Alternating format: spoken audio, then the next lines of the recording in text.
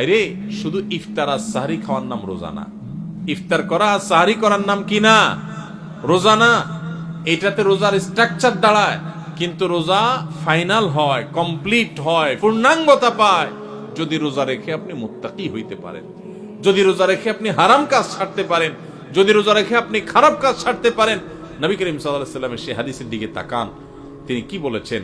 মাল্লাম ইয়াদা কাওলা যুরি ওয়াল আমাল B, যে ব্যক্তি মূর্খতা সুলভ কাজ ছাড়লো না, মিথ্যা কথা ছাড়লো না, মিথ্যা কাজ ছাড়লো না, গুনাহ এবং পাপাচার এগুলা ছাড়তে পারলো না, ওই ব্যক্তির রোজা রাখা আর উপোস থাকা সমান। তার উপোস থাকায় আল্লাহর কোনো ঠেকা পড়ে নাই।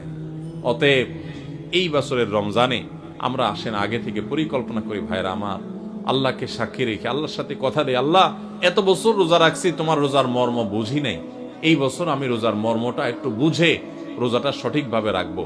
চেষ্টা করা যাবে না ইনশাআল্লাহ? আল্লাহ আপনি আমাদের সবাইকে তৌফিক দান করেন।